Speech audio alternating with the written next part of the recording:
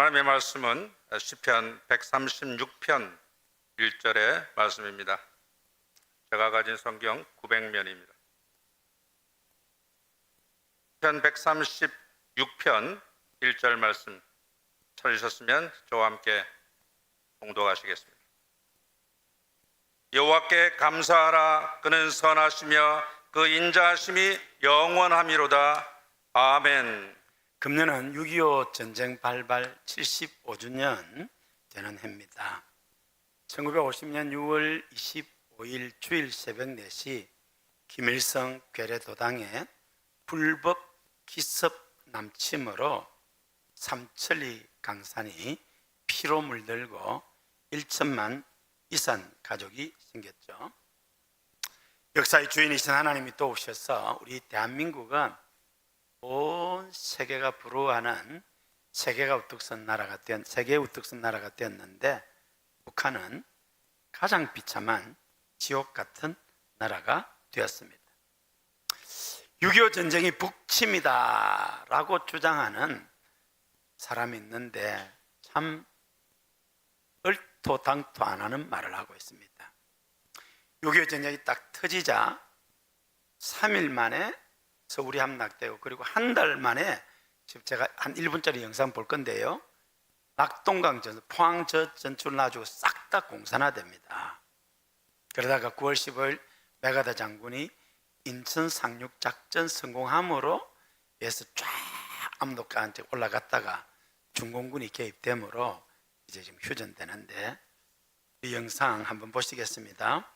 1950년 6월 25일 새벽 북한군은 남한을 기습적으로 침공했습니다. 준비된 전력을 갖춘 북한군은 빠르게 남진하여 며칠 만에 서울을 점령했고 남한 대부분의 주요 지역을 장악했습니다. 한국군은 북한군의 갑작스러운 공격에 제대로 대응하지 못해 후퇴를 거듭했고 전세는 북한군에게 크게 유리했습니다. 전쟁의 흐름을 바꾼 결정적인 사건이 9월에 있었습니다. 메가더 장군이 주도한 인천 상륙작전은 전세를 뒤집는 큰 성공을 거둡니다. 인천에 상륙한 연합군은 서울을 탈환했고 남하하던 북한군의 보급로를 차단하여 혼란을 일으켰습니다. 이 작전의 성공으로 남한군과 유엔군은 재정비하여 북진을 시작하게 됩니다. 유엔군과 한국군은 38선을 넘어 북진을 계속하여 한때 압록강 근처까지 도달합니다. 북한의 패색이 짙어 보였지만 중국군이 참전하면서 상황이 다시 바뀌게 됩니다. 중국은 대규모 병력을 파병했고 이를 통해 북한은 반격의 기회를 얻게 됩니다. 이후 전선은 다시 남쪽으로 밀리기 시작했고 결국 전쟁은 38선 근처에서 교착 상태에 빠졌습니다. 1951년부터 본격적인 휴전 협상이 시작되었습니다. 협상은 2년 동안 계속되었으며 1953년 7월 27일 판문점에서 정전협정이 체결됨으로써 전쟁은 일단락되었습니다. 만약 당시 전쟁이 끝까지 이어졌다면 어떤 결과가 나왔을까요? 참 기적입니다. 기적. 우리나라가 공산화 안 되고 이렇게 휴전을 하게 되고 오늘 이런 나라가 된 것은 하나님의 기적인 줄 믿습니다.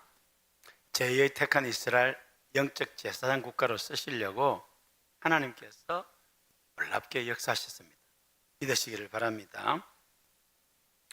지난주일 오후 장평교회에서 거제시 성시운동 본부 주최로 나라사랑 구국기도회 제2회 참전용사 초청, 생존해 계신 분 3분을 직접 모시고 와서 감사를 표하고 제8회 남북사랑 한마음 대회, 지옥 같은 북한을 생명 걸고 탈출해서 지금 한 3만 5천 명 되는데 우리 거제에 약 100명 삽니다.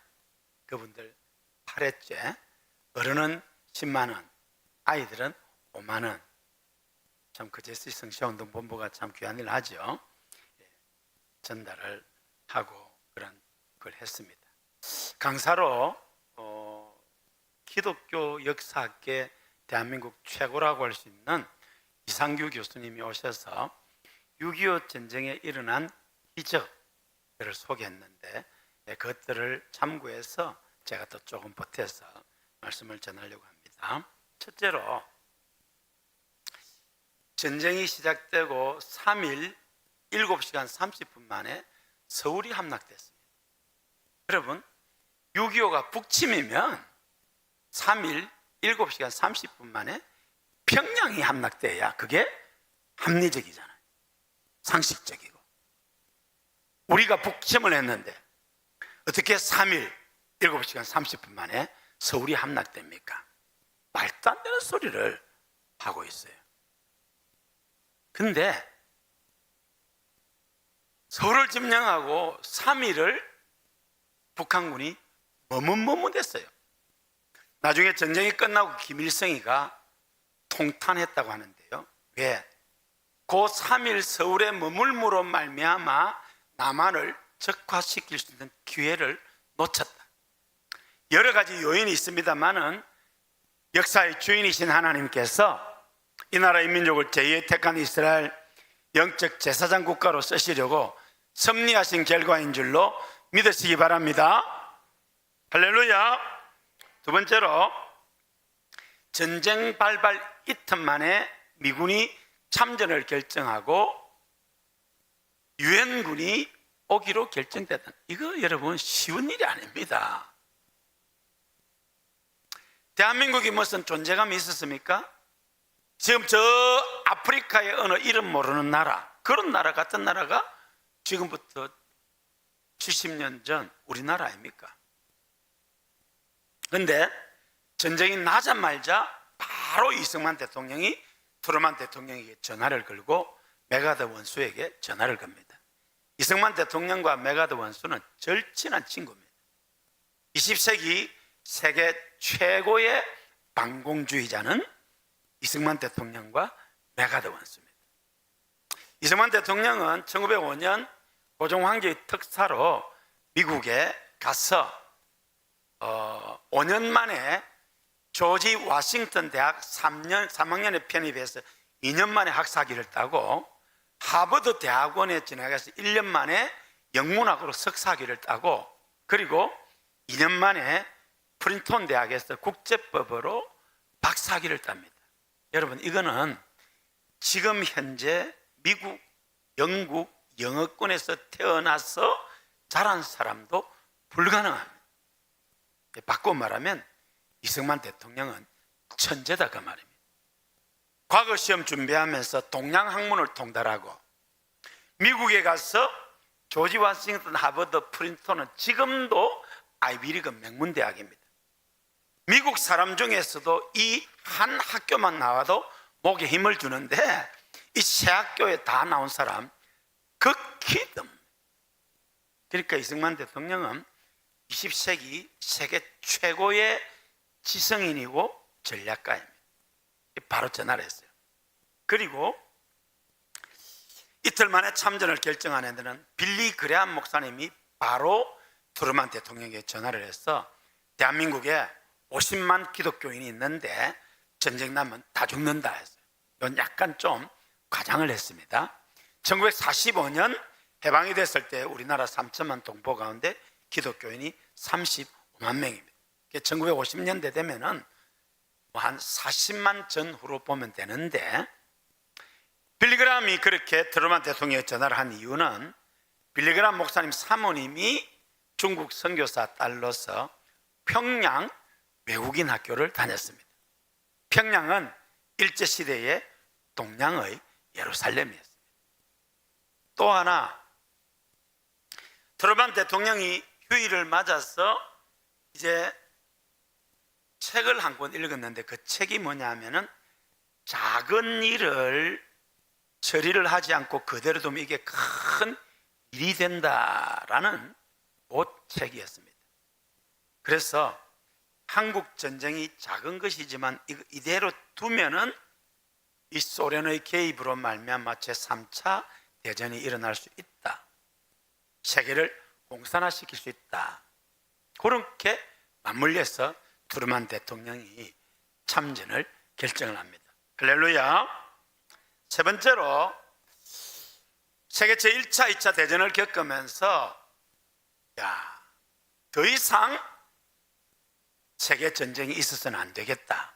그래서 미국의 벤자민 루즈벨트 대통령, 영국의 처칠 수상, 자유중국의 장개석이라고 하는 이 세 사람이 이집트의 수도 카이로에 1943년 11월 23일에서 26일까지 모여 합의를 하고 11월 27일에 카이로 선언을 발표합니다.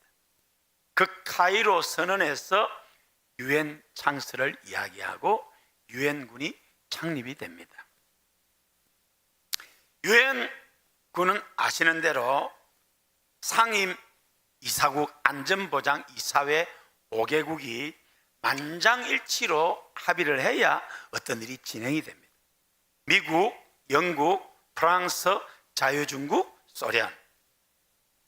그래서 6.25 전쟁이 터지자 곧바로 유엔 안전보장이사회를 소집했습니다.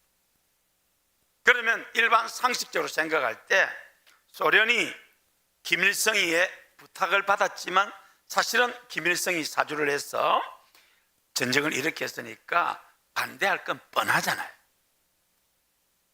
그런데 안전보장이사회를 연다고 했을 때 소련 대표가 참석하지 않습니다.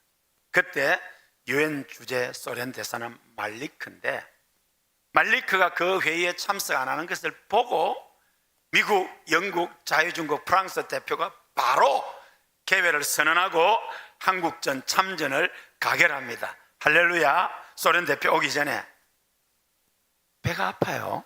공사나 돼야 좋겠어요. 할렐루야. 왜 소련 대표가 참석하지 않았느냐? 여기에 뭐 말이 안 되는 소리가 있는데 그거 아니고 역사적인 사실은 1950년 1월 30일부터 소련이 유엔 안전보장이사회를 보이콧했습니다. 이유는 자유중국을 빼고 1949년에 만들어진 중공을 넣으라는 겁니다. 1950년 1월 30일부터 그 이유를 달고 유엔 안전보장이사회를 보이콧했는데 6.25 전쟁은 소련이 일으킨 것이잖아요. 그러니까 지금까지 참석 안 하다가 거기에 참석한다는 것도 이게 말이 안 되잖아요. 어쨌든 역사의 주인이신 하나님께서 그날 소련이 참석 안 하고 미국, 영국, 자유중국, 프랑스 대표가 만장일치로 참전을 결정해서 할렐루야, 인류 역사에 유례가 없는 한 나라를 위해서 온 세계가 움직입니다. 그때 당시 유엔이 인정한 나라는 93개국입니다. 그 93개국 가운데 무려 67개국이 우리나라를 도와주러 옵니다. 16개국은 전투병을 보내고 의료 지원을 하고 전후 복구 여러 가지를 합니다. 할렐루야. 인류 역사에 이런 일이 없었습니다. 지금도 없습니다. 앞으로도 없을 것입니다. 그러면 어떻게 1950년 그 일이 있었느냐? 역사의 주인이신 하나님께서 이 마지막 때에 우리나라를 제2의 택한 이스라엘, 따라합시다. 제2의 택한 이스라엘, 영적 제사장 국가 삼아 세계 복음화를 이루고 하나님의 뜻을 이루려고 섭리하신 줄로 믿습니다. 할렐루야. 어쨌든 그렇게 기적이 일어났습니다. 네 번째로 인천 상륙 작전의 기적입니다. 한 달 만에 낙동강 전선을 남겨놓고 다 공산화됐잖아요. 그러면 그 낙동강 전선을 뚫고 대구, 김천, 대전 쭉 올라가는 것은 거의 불가능합니다. 그런데 세계 최고의 군사 천재 메가더 장군이, 메가더 원수가 이게 사령관이었잖아요. 그래서 메가더 원수가 한반도 지도를 쫙 보고 인천으로 상륙해서 허리를 잘라서 보급로를 차단하고 동안에 된 쥐를 만들어야 되겠다. 그런데 다 반대합니다. 대통령도 반대하고 모든 장성도 반대합니다. 왜? 인천은 조수 간만에 차가 커서 한 2시간 남짓 만에 상륙작전을 성공시켜야 되는데 이게 불가능합니다. 성공 확률 5000분의 1. 그런데 메가더 원수가 기도하면서 하기로 결정합니다. 그러면서 연막탄을 띄웁니다. 그게 저 원산 이런 데로 들어가도록 하고, 그 다음에 포항 위에 장사도라고 있습니다. 그 장사도로 상륙하는 것처럼 학도병을 모집해서 장사도 상륙을 합니다. 그때 나라를 지키겠다고 이름 없는 학도병들이 거기서 다 죽습니다. 안타깝게도 이들은 군번도 없어서 그냥 무명용사로 있습니다. 그렇게 하고 이제 1950년 9월 15일 역사의 주인이신 하나님께서 도우셔서 인천 상륙작전 성공하게 됩니다. 우리나라가 공산화 되었으면 좋겠어요. 인천 상륙작전 성공하게 됩니다. 그리고 9월 28일 수도 서울을 수복하게 됩니다. 북한군은 보급이 차단되고 도간에던 지가 되어서 저 지리산 무장 공비가 되고, 그리고 특별히 저 호남 지역에서 철수하면서 수없는 살인을 저지릅니다. 그런데 이제 유엔군과 우리 국군이 38선에서 머물렀습니다. 왜? 38선이 이게 분계선이니까. 이승만 대통령이 노발대발합니다. 연합군은 38선을 넘어가기를 원치 않았습니다.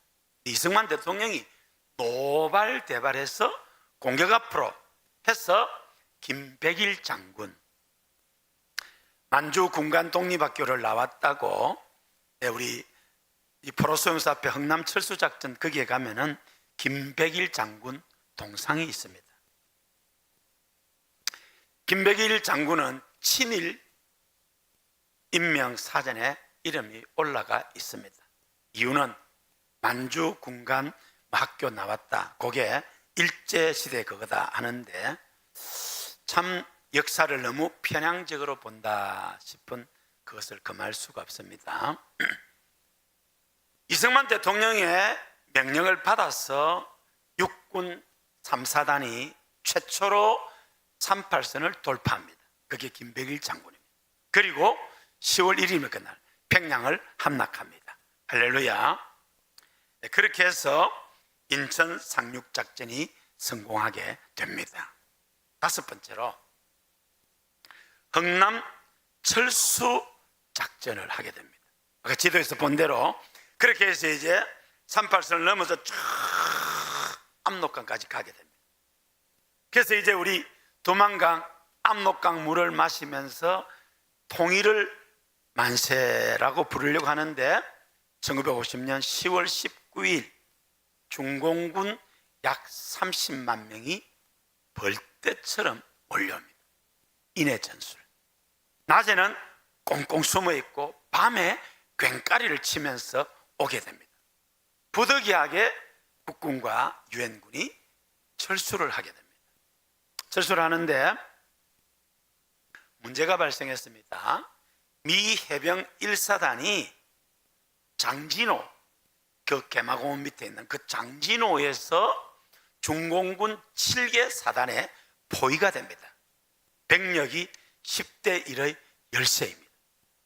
그런데 북한의 추위가 영하 20도, 30도, 추울 때는 영하 45도였답니다.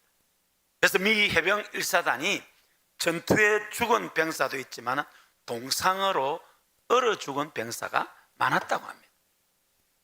이제 미 해병 1사단이 그 중공군 7개 사단을 뚫고 철수를 해야 되는데, 만약에 철수를 못하면은 한국전쟁은 끝나고 우리나라는 공산화됩니다. 근데 놀랍게도 흥남 철수작전이 성공하게 됩니다. 역사의 주인이신 하나님께서 도와주신 줄로 믿으시기를 바랍니다. 여러분, 눈보라가 치면서 그 고토리라는 지역에서 다리가 끊어져 버렸습니다. 그래서 이 미군이 헬기를 통해서 이게 부교를 이렇게 내려서 다리를 놓고 이렇게 지나가도록 해야 되는데, 실수할 수 있는 5개를 만들었는데 헬기를 띄울 수가 없습니다. 기후가 너무 나빠서. 깊은 밤중에 그 음동설 안에 무슨 소리가 들립니다. 나가보니까 수천 명의 우리 북한 동포 기독교인들이 하나님 살려달라고 밤을 새워 기도를 합니다. 새벽녘 기도자 그 먹구름 밑에 하늘이 확 열리고 찬란한 별이 쫙 빛납니다. 그걸 고토리의 별이라고 합니다. 고토리 마을 위에 뜬 별, 고토리의 별이라고, 영어는 초신성이라고 합니다. 그 일본 발음이 그때 해서 초신성이라고 하는데, 이게 미 해병 1사단의 마크가 됩니다. 이게 지금 기도하고 고토리의 별이 있는 거, 요게 미 해병 1사단의 마크가 됩니다. 그 다음 날 맑은 하늘 속에서 다리를 서서 무사히 철수하게 됩니다. 그렇게 흥남에 왔을 때 처음에 알몬드 소장이 군인들만 철수하려고 했습니다. 그때 바로 지금 흥남 철수 작전에 있던 김백일 장군이 안 된다, 흥남 부대에 약 20만 명의 우리 북한 동포가 모여 있었는데 이 동포들을 데리고 가지 않으면 나는 육로로 우리 동포를 데리고 가겠다. 그리고 여러 사람들의 노력과 하나님의 섭리로 알몬드 장군이 허락을 하고 전국에 있는 모든 배를 동원해서 태울 수 있는 데까지 태웁니다. 군인들 다 철수시키고 우리 20만 정도 모인 우리 북한 동포 가운데 9만 8천 명을 흥남부두에서 철수시킵니다. 할렐루야. 그때 타고 온 사람이 9만 8천 명, 그 9만 8천 명 가운데 9만 5천 명은 기독교인입니다. 공산 치하에서 5년을 살아보니까 여기서는 우리가 신앙생활을 할 수 없다, 생명 걸고 나왔습니다. 그런데 나머지 3천 명은 누구냐? 불신자, 공산주의자입니다. 내가 공산주의자지만 공산당 밑에서는 못 살겠다. 나왔는데 그 3천 명 속에 문재인 대통령 아버지가 있어요.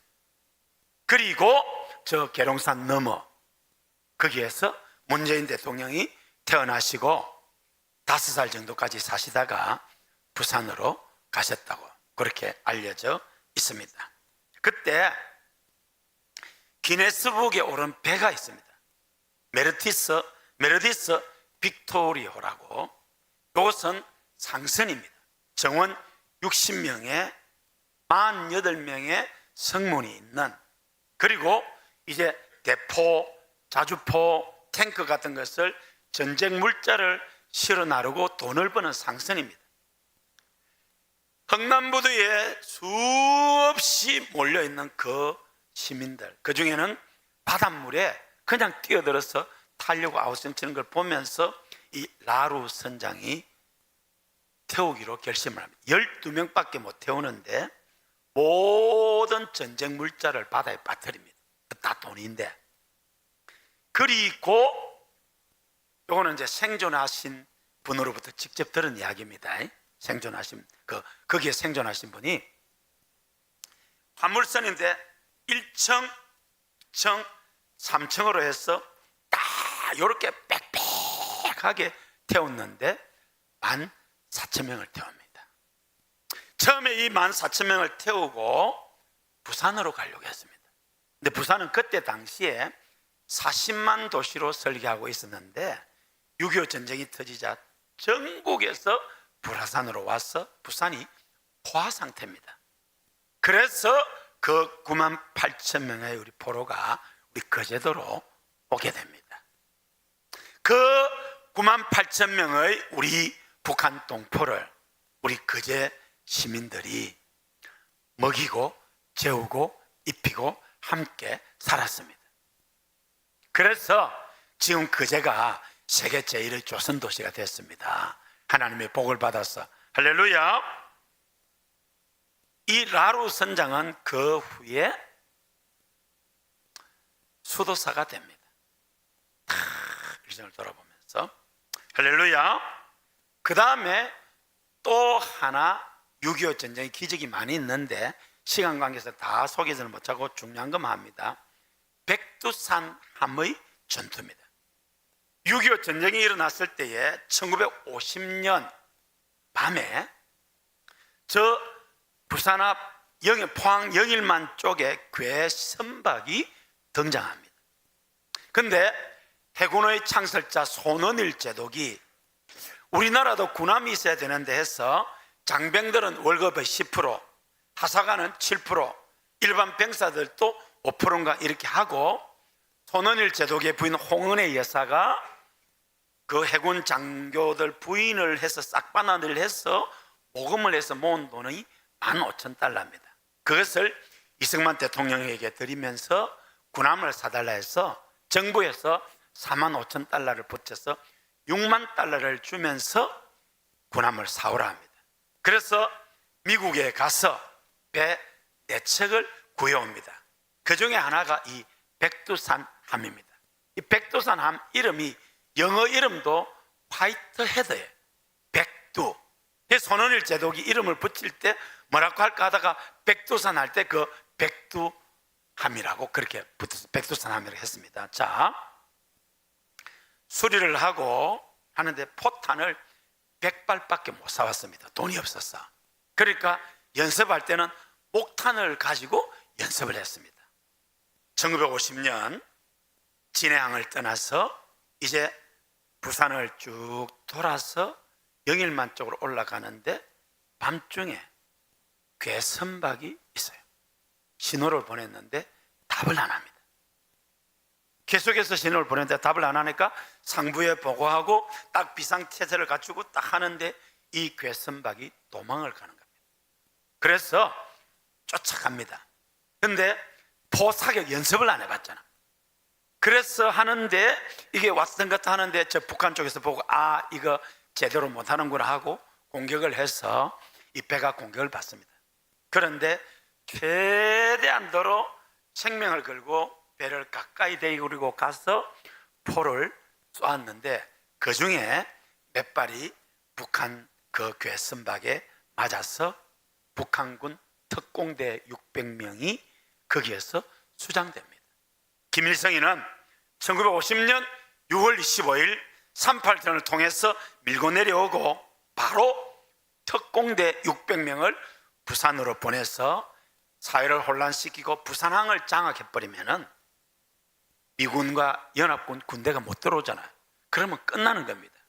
역사의 주인이신 하나님께서 정말 백두산함 그 말도 안 되는데 혁혁한 공을 세우게 하신 줄로 믿습니다. 할렐루야. 마지막으로 한미동맹의 기적이 일어납니다. 여러분 미국은 세계의 경찰 국가인데 전 세계 어느 나라와도 동맹을 맺지 않습니다. 미국은.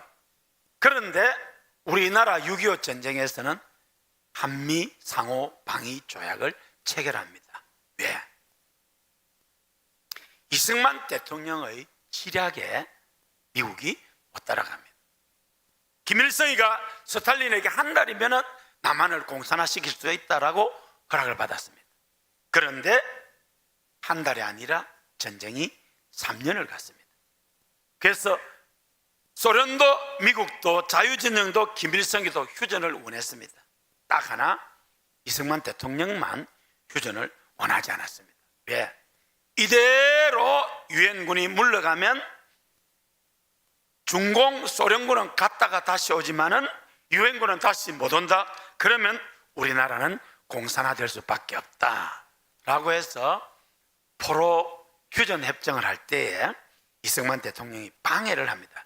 1953년 6월 18일에서 20일까지 휴전 협정할 때 포로가 많을 때는 17만 3천 명이 있었습니다. 그 중에 나는 공산당이 싫어요 한 포로, 반공포로가 3만 5,698명입니다. 그 가운데 27,388명을 이승만 대통령이 1953년 6월 18일에서 20일 3일 사이에 석방을 합니다. 온 세계가 발칵 뒤집혔고 인류 역사상 이렇게 위대한 지도자는 없습니다. 휴전협정은 즉각 중단됩니다. 그리고 아이젠하워 대통령이 들레스 국무부 장관, 닉슨 부통령 등을 보내서 이승만 대통령과 만나서 한미 상호 방위 조약을 체결합니다. 그때 이승만 대통령이 요구한 것은 대한민국 국군을 20개 사단, 현대 사단으로 만들어 달라. 미군이 한국에 주둔해 달라. 이렇게 합니다. 그때 휴전협정 반대만 안 하면 한국을 아시아 민주화의 전시장으로 만들어주겠다. 경제 원조를 해주겠다. 이렇게 해서 한미 상호 방위 조약이 체결됩니다. 그리고 미군을 저 동두천에 배치시킵니다. 왜? 김일성이가 남한 들어오려고 하면 미군하고 싸워야 되니까 이건 전면전이 되고, 이승만 대통령도 통일하기 위해서 가려고 하면 미군을 뚫어야 되니까. 그래서 한미 상호 방위 조약이 체결되어서 미군이 거주하게 됩니다. 그리고 이 땅에 전쟁이 거쳤습니다. 천안함 사태 같은 국지전은 있지만은 남한과 북한, 자유정권과 소련 진영, 공산 진영의 전쟁은 없고, 그리고 우리나라는 한미 상호 방위 조약을 바탕으로 지금 세계의 우뚝 선 나라가 되었습니다. 역사의 주인이신 하나님께서 이 마지막 때에 우리 민족을 재의택한 이스라엘 영적 제사장 국가로 들어 쓰시려고 놀랍게 선량하신 줄로 믿습니다. 여러분, 우리나라도 그렇지만은 미군도 우리나라에 와서 잘못한 일도 있습니다. 그러나 미군이 없었다면, 유엔군이 없었다면 오늘의 대한민국은 없습니다. 6.25 전쟁 3년 1개월 동안 유엔군은 빼고 미군만 178만 9천 명이 참전해서 54,246명이 전사를 합니다. 실종자, 포로, 부상해서 17만 2,800명이 희생합니다. 178만 명 가운데 약 10%의 미군이 아무 연고도 없는 우리 대한민국에 와서 희생을 했습니다. 6.25 전쟁 때 우리 국군 희생자가 64만 5천 명인데 미군이 그 27% 정도 됩니다. 놀라운 것은 미국 장군 아들 142명이 한국 전쟁에 참전합니다. 그 가운데 35명의 장군의 아들들이 한국에서 전사를 합니다. 아이젠하워 대통령의 아들도 참전해서 전사합니다. 여러분, 존 워커 장군, 저 서울에 있는 워커힐, 이 존 워커 장군도 한국에 와서 전사를 하고 그 아들 워커 중위도 한국전에 참전하고 나중에 육군 대장까지 합니다. 노르만디 상륙작전에 참전했던 벤플리트 장군, 사단장, 군단장, 미 8군 사령관까지 오른 인물인데, 이 벤플리트 장군의 아들 지니 벤플리트 2세도 조종사로서 B-52를 몰고 평남 순천 지역에 야간 출격해서 공중전투 중에 북한이 쏜 대공포에 쏴서 비행기가 이제 폭발을 합니다. 탈출을 했습니다. 그래서 적진에 떨어진 이 지미 벤플리트 데리고 와야 하는데 벤플리트 장군이 시간이 지체하자 포기하러 갑니다. 그래서 이 아들이 죽습니다. 그렇게 자유를 지키기 위해서 미국의 어마어마한 대통령 아들도 장군들도 장관들도 유명한 사람들도 이렇게 왔어야 합니다. 이 지미가 참전하면서 어머니에게 편지입니다. 어머니, 아버지 벤플리트 장군입니다. 아버지는 자유를 지키기 위해 한국 전선에서 싸우고 계십니다. 이제 저도 힘을 보탤 시간이 온 것 같습니다. 어머니, 저를 위해 기도하지 마시고 함께 싸우는 전우들을 위해 기도해 주십시오. 그들 중에는 무사히 돌아오기를 기다리는 아내를 둔 사람도 있을 것이고 아직 가정을 이루지 못한 사람도 있을 것입니다. 그러면서 자기보다는 동료들을 위해서 기도해 달라고 했는데 자기가 우리나라를 위해서 생명을 던졌습니다. 미국에서는 전쟁에 참석해서 전사를 하거나 또 중상을 입은 장병들에게는 명예훈장을 수여하는데 제2차 세계대전 때 464명, 제1차 세계대전 때 124명이 명예훈장을 받았는데 한국전쟁에서는 136명, 그러니까 제1차 세계대전보다 더 많이 받았습니다. 그 말은 한국전쟁이 그만큼 치열했다는 것을 이야기합니다. 미국 사람들은 군인을 굉장히 자랑스러워합니다. 미 웨스트 포인트 육군사관학교를 졸업한 1950년 졸업한 신임 소위 365명 가운데 110명이 한국전쟁에 참전합니다. 그리고 그 중에 41명이 전사합니다.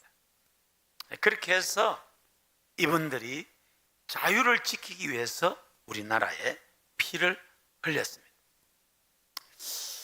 프랑스의 몽클라라 삼성 장군도 자유를 지키기 위해서 한국전쟁에 참전하고 자원을 했는데 허락이 되지 않습니다. 왜냐하면 편제상 프랑스 군대는 대대급인데 대대급은 중령이 지휘를 하는데 중장이 지휘를 할 수가 없습니다. 그때 몽클라라 장군은 삼성 장군을 반납하고 대대장 계급장을 딱 달고 미군의 지휘를 받습니다. 그분이 지평리 전투를 성공적으로 치러내면서 중공을 막아내고 우리나라의 자유를 지키는데 공을 세우게 됩니다. 할렐루야. 여러분, 만약에 유엔군과 미군 178만 9천 명이 참전하지 않았다면 우리나라는 공산화 되었을 것입니다. 지난주 이상규 교수님이 은혜를 받은 자가 은혜를 베푼 자를 기억하는 것은 도덕이다, 그런 말을 2번 했어요. 은혜를 받은 자가 은혜 베푼 자를 기억하지 않은 변망덕해서는 안 된다는 거죠. 우리는 오늘의 우리 조국이 있기까지 피 흘린 우리 순국선열들과 또 우리 선진들, 그리고 유엔군과 연합군, 특별히 미국의 은혜를 잊지 말아야 할 줄로 믿습니다. PPT를 한번 보겠습니다. 여러분, 1917년 소련에서 볼셰비키 혁명이 일어납니다. 그 공산주의 이론이 너무 좋아 보여서 온 세계가 공산주의의 길을 걷게 됩니다. 실제로 소련군이 진출한 모든 나라는 공산화되었습니다.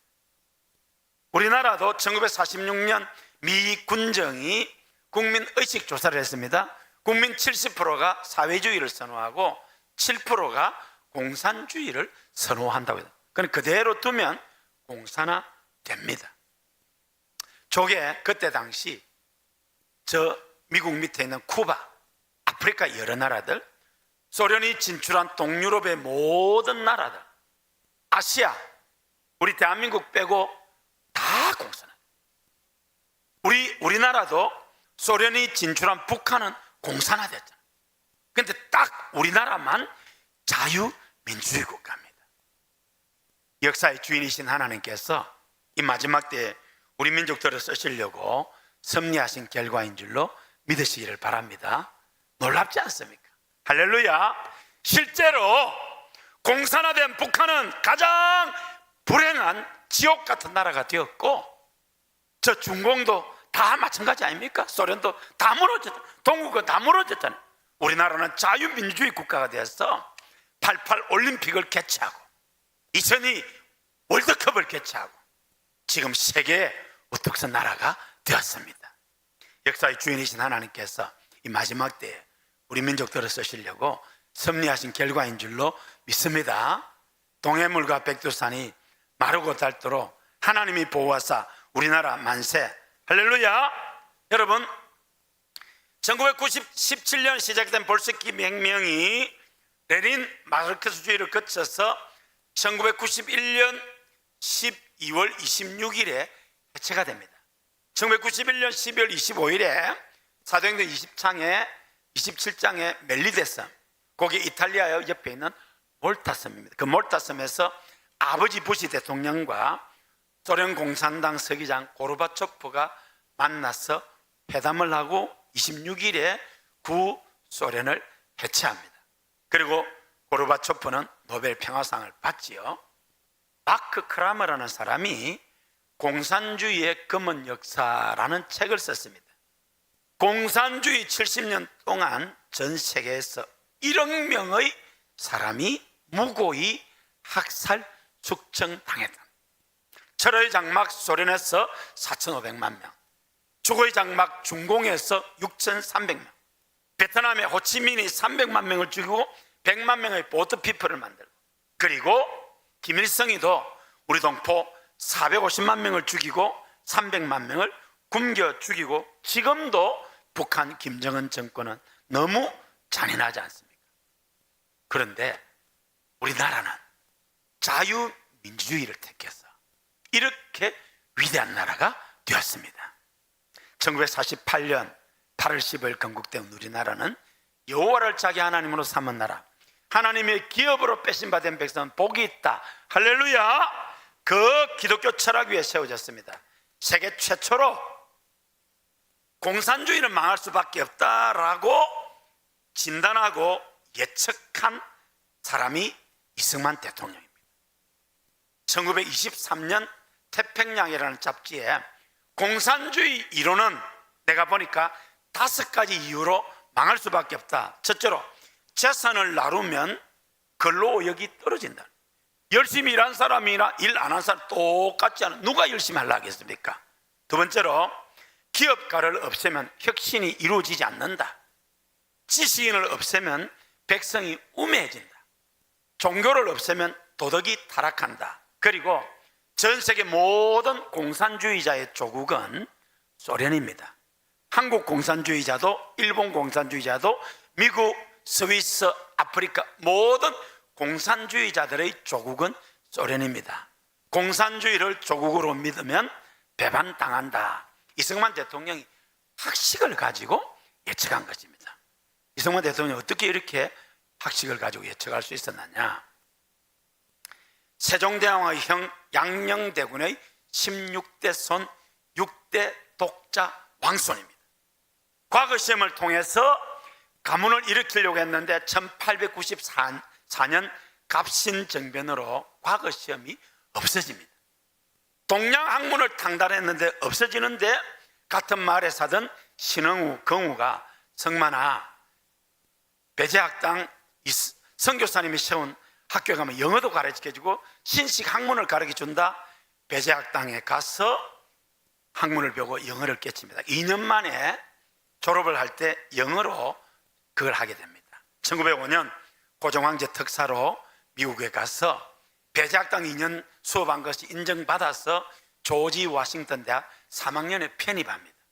그리고 2년 만에 조지 워싱턴 대학에서 학사, 하버드 대학원에 진학해서 1년 만에 영문학 석사, 프린스턴 대학에 들어가서 2년 만에 국제법으로 박사학위를 받습니다. 여러분, 조지 워싱턴, 하버드, 프린스턴 지금도 아이비리기 명문대학입니다. 지금 현재 미국, 영국에서 태어난 사람도 불가능합니다. 근데 이승만 대통령이 100년 전에 그것을 했다는 것은 이분이 천재라는 것입니다. 동양 학문을 통달하고 서양 학문을 통달하고 1899년 감옥에서 예수님 만나고 성경 읽고 기도하는 가운데 세계 최고의 지성인이자 전략가가 됩니다. 그래서 이승만 대통령을 외교의 귀신이라고 합니다. 세계와 할 때 이승만 대통령이 그 지략을 당할 수가 없습니다. 어쨌든 그렇게 해서 우리 이승만 대통령은 대한민국을 만들었고, 김일성이는 북한을 만들었죠. 자, 얼마 전에 제가 보여준 대로 인공위성이 찍은 공산주의 북한의 암흑, 자유 대한민국의 발견, 이렇게 위대한 조국이 됐습니다. 할렐루야. 하나님께서 이 마지막 때 저희의 택한 PPT 들어가세요. 저희의 택한 이스라엘 영적 제사장 국가로 들어 쓰시려고 섭리하신 결과인 줄로 믿습니다. 오늘은 6월 마지막 주일입니다.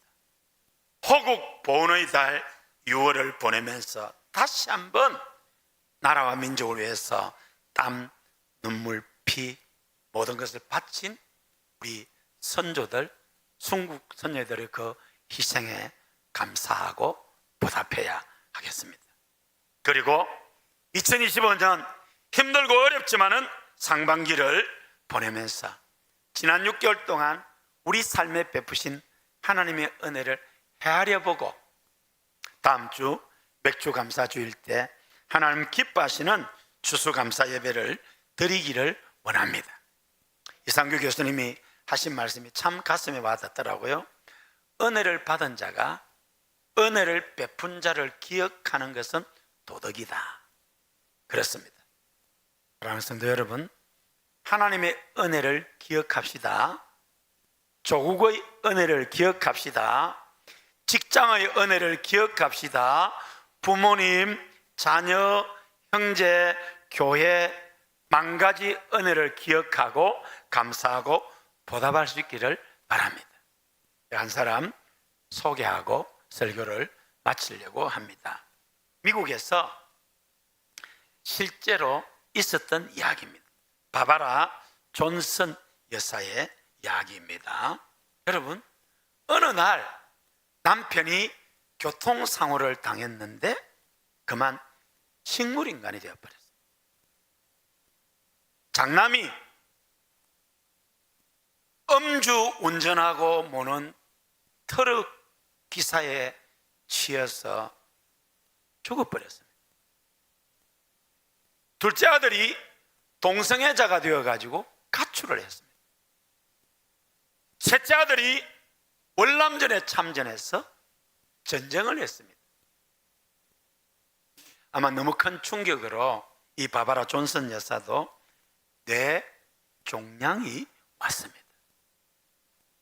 여러분 중에 지금 삶이 많이 힘들고 어려운 분이 계실 것인데 이 정도 힘든 분 아마 없지 않나 싶습니다. 하나님, 저한테만 왜 이러십니까? 원망하고 고통 속에서 몸부림치다가 어느 날 하나님이 생명의 주인이고 주관자이시다 라는 것이 생각이 됩니다. 하나님이 내 생명의 주인자이면 그러면 하나님을 사랑하는 자, 그 뜻대로 부르심을 입은 자들에게는 모든 것이 합력하여 선을 이룬다는데 이 고통과 아픔도 합력하여 선을 이룰지 않을까라고 생각하게 됩니다. 그렇게 생각하니까 마음에 평안이 찾아옵니다. 그러면서 고통을 피할 수는 없지만은 잡초를 잡는 대신에 꽃을 선택할 수 있다라는 생각을 합니다. 그래서 부정적인 생각을 버리고 긍정적인 생각, 믿음의 생각을 하기를 시작합니다. 그리고 하나님께 감사하며 기도하기를 시작합니다. 할렐루야. 그렇게 힘들고 고통스럽지만은 감사하고 기도하며 하나님의 선하심을 믿고 나갈 때에 정말 기적 같은 일들이 일어납니다. 남편이 식물인간에서 회복되었습니다. 할렐루야. 집 나간 아들이 돌아왔습니다. 할렐루야.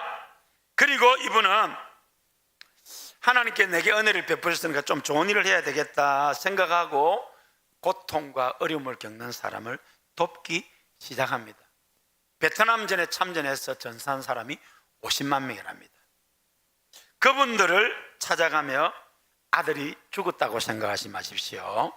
국가를 위해서 큰 일을 한 영웅입니다.